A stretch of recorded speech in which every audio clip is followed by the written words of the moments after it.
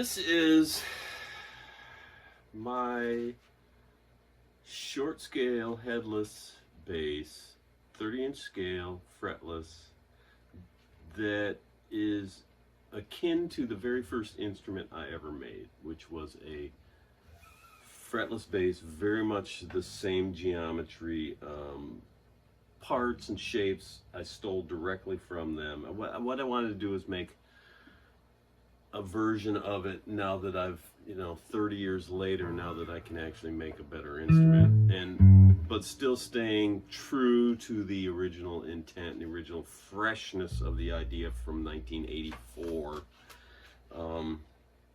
and borrowing directly from it. If I had my first bass here, I'd show it to you. I still own it. It's in storage. It looks remarkably like this one. It's got a green part to it, a pickup plate. And the idea here, the intent was to make a series of them. I made 4 of them in the series. It's 4, 67, 68, 69, and this is 470. And that's in honor of the whole tradition of electric instruments, electric guitars and basses of the widget factory, making them in multiple batches and, basically mass production, which is it's the history of electric guitars. It's not like acoustic guitars or violins where they've always been handmade. Electric guitars were born in the factory and they remain in the factory. For the most part, there's a few crazy people out there. Well, there's a lot of crazy people out there like me who would make them one at a time. But I wanted to stay true to the original intent and idea of mass production, even though I'm not a factory and they're still handmade. And I learned pretty quickly that it's no fun doing things like that because it's just a chore, right? You got to make 4 of the same thing, and even though they are basically the same thing, they're still handcrafted. They're still individual to each one.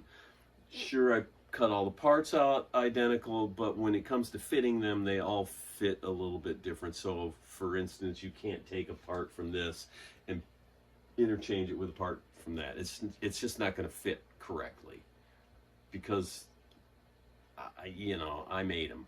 I'm a human. I'm not a machine. So that's, try as I might, I'm not a factory, even though I don't really want to be a factory, and it's kind of creepy to me, and at my age, it's boring to do this. But I did it anyway. I set a goal to make a series of 4 of these. And initially they were all going to be the same, but then I realized right away I can't just make them all look the same. It's just not in me to do that. So I gave them each a different look. Now, they all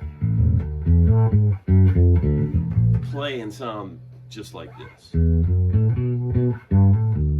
which is why it's pointless for me to, to try to play each one. They all sound the same. The woods are almost all the same. We got a poplar pickup plate and a maple tailpiece, and then this is a piece of Spanish cedar, and then a maple fretboard on all of them. The difference being that this has a cherry neck. This one has a cherry neck, number 469. These two have a walnut neck. There's not much difference between them. If there's any difference at all, it's just kind of the way it feels. The cherry's a lot smoother, a lot slicker. They all have the same Danish oil finish on them, so they're all a very natural feel. But the cherries just finishes out a little bit slicker, and they're all excellent for the situation. There is a truss rod inside of each one of them. It is 30-inch scale, so there isn't a whole lot of tension on it. You don't really. It's not pulling that hard on the cantilever of the neck. The strings I put on here 95s to 45s. You could easily go up to 105s, no problem. In fact, shorter scale, it's better to have a bigger string. You'll get a tighter response. But the whole thing about short scale versus long scale, you don't need long scale. You know, you just don't. I was never comfortable with a 34-inch scale. My fingers, just, especially down here, my fingers just would not reach, and it was such a struggle. So this is 30-inch, my favorite. 32 inches fine. 34 is pushing my limit. 35, 36, that's just crazy land for me. It's just too big, and you know, it doesn't, you can't make the case that it sounds any better. In fact, shorter scale has a bigger punch off the front because it's a looser string. Now, you can go too short. Tyco made one that was basically just taking a regular 24.5-inch tulip and putting bass strings on it. That's pretty small. I mean, it still worked. There's not a problem. You can still get it to work. It's just that's pretty small for me. And I, you know, I'm a guitar maker, but guitars still feel kind of small to me. I'm used to something a little bigger. 30, 32 inches, my favorites.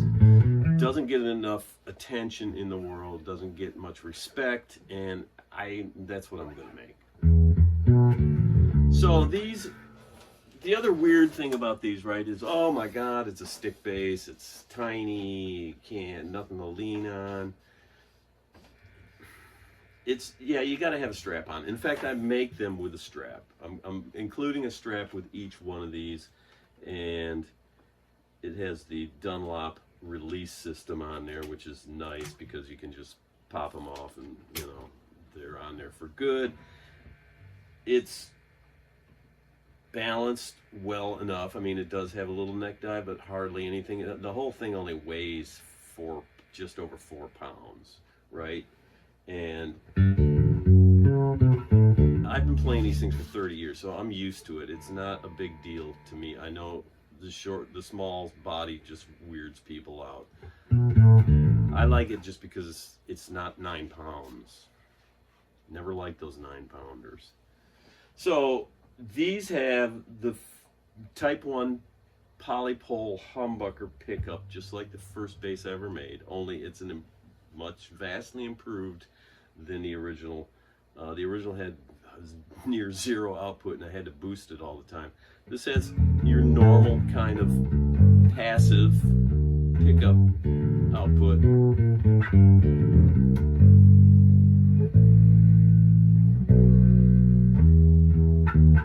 And if you're afraid of a fretless, don't be afraid of a fretless. You know, it's not that hard. There's dots on the side, and the dots correlate to where the position actually is. Not like on a fretted guitar where the dots are in between the frets. So the dots are where the fret should be, so you just know that. And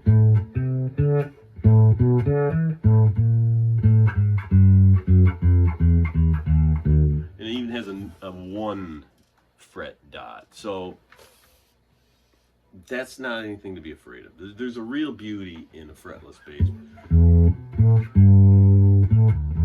because it's a very expressive instrument. I love them. That's my preferred bass, always has been. So, got your volume knob, got your output.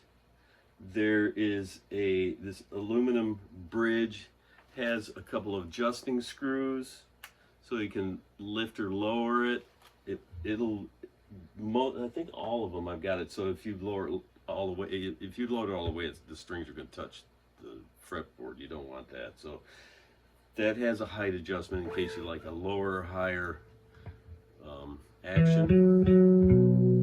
The tuners are standard Godot compact tuners with my barrel buttons that I have made that are wicked cool. And what's nice about them is you can't knock it out of tune. You can bump it all you want and they're not going to go out of tune because they don't have the big paddle out there that you can hit. So it's not that difficult of an instrument to play, right? It's actually quite easy to play. Sounds good.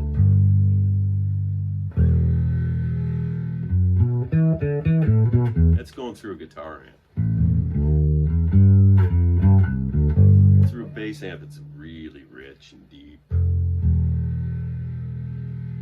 There you have it. It's a series of 4 of my pistol fish. Fretless, short scale, upside down bass. Pistol fish.